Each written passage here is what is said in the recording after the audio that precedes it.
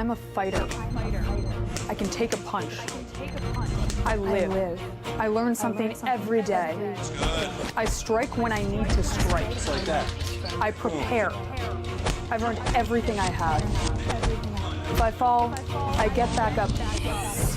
I won't be underestimated. I'm Aaron Aid, and I put the boom into boom bust. The interview for tomorrow is confirmed, 10 a.m. At the word trade, it is hoped that they will find a global solution to a global problem.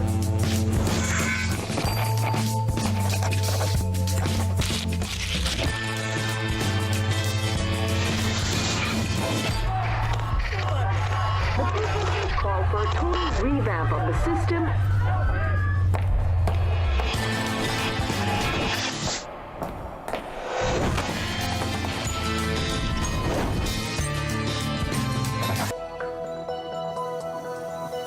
More world news from RT International. Greece has okayed its treasury to make another big loan payment to the International Monetary Fund, just beating the deadline.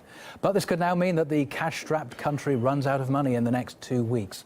And within Greece itself, many remain deeply unhappy about the constant pressure from international creditors.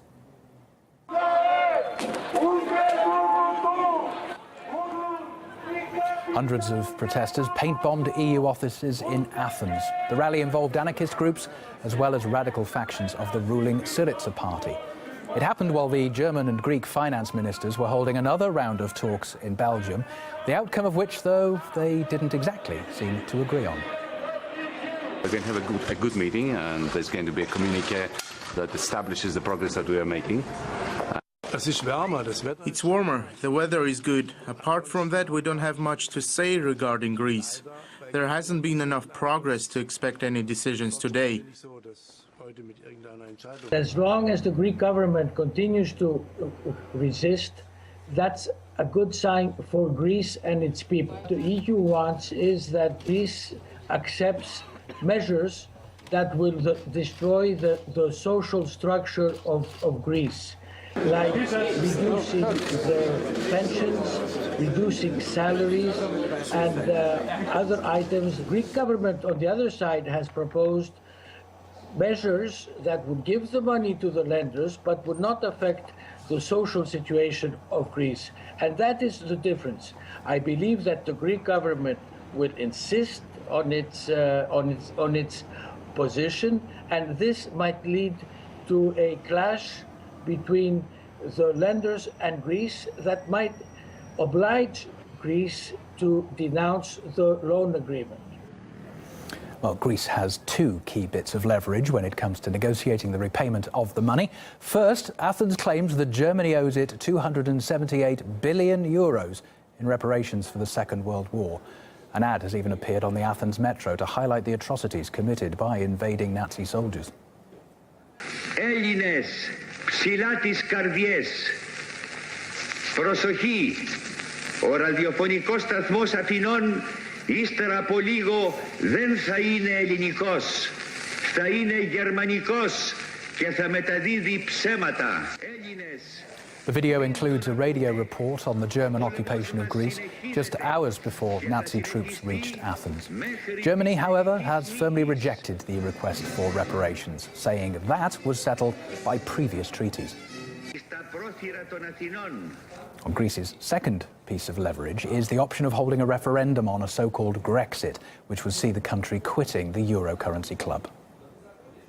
A referendum is always available to the government and to the President of the Republic in order to elicit the support of the Greek people when it comes to pivotal decisions that need to be made.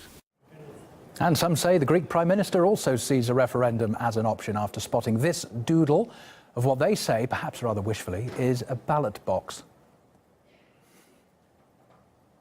Well, whatever Mr. Tsipras was really thinking of. If you want more than just speculation on the Greek debt saga, head to our website. There are further details there. It's at rt.com. And while you're there, a new record's been set in the art world. A Picasso has become the priciest piece of art sold ever at auction. Discover just how much it went for.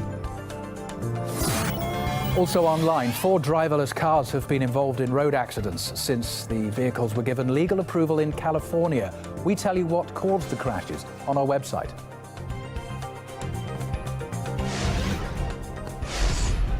Anti-Islamic sentiment is gathering steam in Germany, with huge crowds turning up for the latest rally organised by the far-right Pegida movement.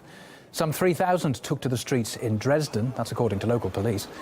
The city is the birthplace of the movement, which says it stands for Patriotic Europeans Against the Islamization of the West.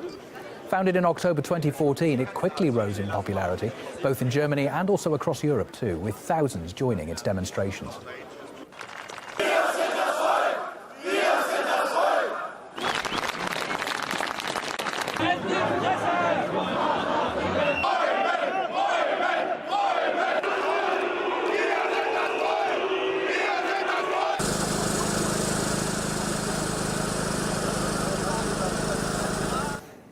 And Pegida is also notorious for one of its co-founders. This is Lutz Bachmann. A picture of him posing as Adolf Hitler went viral back in January. It first appeared on his Facebook page, accompanied by the line, "He's back." The scandal forced Bachmann to step down as head of Pegida, but he still remains a member of the group. Here's an extract from one of his fiery speeches. Hier gilt nur das Gesetz in Deutschland und nicht die Scharia.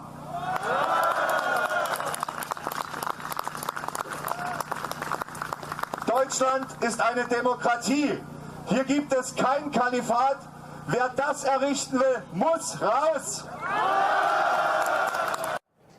Well, xenophobic crimes have risen sharply in Germany within the past year, according to a newly released Interior Ministry report.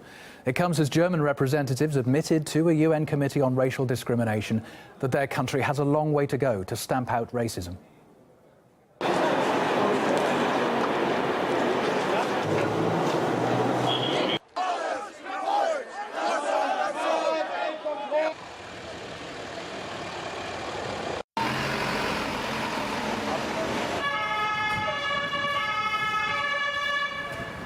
Last week, German police arrested 4 members of an extremist right-wing terror group. Prosecutors say 3 men and 1 woman were allegedly planning to stage attacks on mosques and migrants. The group's logo, according to investigators, is a white skull on a black background with the runes of the Nazi SS divisions. German political activist Fabian Wichmann believes the authorities need a new strategy to counter racism by focusing on working with communities. There's also a rise on violent actions from the right-wing scene, more than 20%. It shows that there's a neo-Nazi scene who is well organized, who is well doing crimes against foreigners, against migrants, against refugees. And also there are many violent actions against Jews and other enemy groups. I think there's a need to build new strategies to communicate to the local public. Mostly it works so that they build a home for refugees in a town or in a community. They don't talk about it with the community, they do it and they say, hello, here's the new home for refugees. And mostly the people in the village are frightened. So we have to find new ways to communicate. We see there are many conflicts in Syria or in other countries. And we know that more and more refugees will come to Europe, to Germany. A powerful 7.4 magnitude earthquake has been registered in eastern Nepal, close to Mount Everest and the country's border with China. There was panic in the capital, Kathmandu, where tremors prompted people to rush outside. 2 strong aftershocks then followed. At least 4 people are confirmed dead. Tremors have been felt also in neighbouring India and Bangladesh. Just over 2 weeks ago, Nepal was hit by a devastating 7.9 magnitude earthquake that killed more than 8,000 people. Yemen's capital came under heavy air bombardment just ahead of today's agreed ceasefire. The Saudi-led coalition carried out several raids on the outskirts of Sana'a, targeting a weapons depot that's held by the Houthi rebels. The bombing triggered a series of explosions, with shells hitting residential areas and starting fires. There were no immediate reports of any civilian casualties. Multiple tornadoes have battered parts of the U.S. states of Texas and Arkansas, killing at least 5 people. The National Weather Service says winds reach speeds of more than 200 kilometers an hour. In one small town in Texas, up to 100 buildings were damaged or completely destroyed. The storms have also caused heavy flooding. Demonstrators in the Central African Republic of Burundi have defied a government ban on street protests, blocking a major road in the capital. Public anger erupted after the president announced his bid for a third term in office, despite the country's constitution only allowing 2 consecutive terms. The crackdown on 2 weeks of protests has left at least 18 people dead. Now, NASA is set on getting people to the red planet. Since the Mars One project was founded 4 years ago, more than 200,000 candidates have been evaluated and billions of dollars have been spent. But one critical issue was somehow forgotten about: what to do about deadly space radiation. Not able to cope with the problem itself, with leading scientists and a dozen specialized centers of research on this very field, NASA has now decided to seek help from the public. It's offering up to $29,000 to anyone who can figure out a way to get astronauts safely to Mars with as little exposure to space radiation as possible. The Mars One candidates, though, seem a little oblivious to all this danger, perhaps in part because of the inspiring promotional videos like this. I want to go to Mars not just to be a part of history, but to inspire people around the world. This is our chance to get the world excited about space again. I believe it is in our nature, and it is our destiny.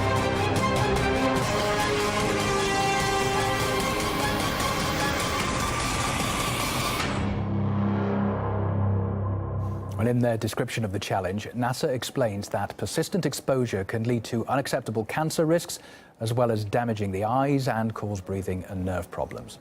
This applies to all deep space missions lasting over 150 days. But with the limitations of today's technology, the journey to Mars would take almost twice that long. When astronauts go on that deep space voyage, they'll be subjected to these extremely powerful cosmic rays, these galactic cosmic rays. This is like a severe risk for astronauts on a Mars mission, largely because it could impair their cognitive, the way that they think, their brains, their bodies, over time, the 200 or so days it'll take for a mission to Mars. However, despite the desperate need for a solution, NASA seems unwilling to pay very much for it, at least when you consider the size of its budget for the Mars One project. Satirical cartoonist Ted Rall believes that a bigger reward is needed. You have a government that squanders billions of dollars a week on invading countries in losing wars, that is that thinks that it can finance a mission to Mars on the cheap like this and basically have it be crowdsourced. No, there was a time when the U.S. was a leader in the international space race, and the reason that we were leaders is that we threw a lot of money at the problem. You can't really substitute for it. Going to space is expensive, and going to Mars is going to be very dangerous and hazardous. And I don't think anyone is going to be who's smart enough to solve this problem is going to be able to be purchased with $30,000. It's insane.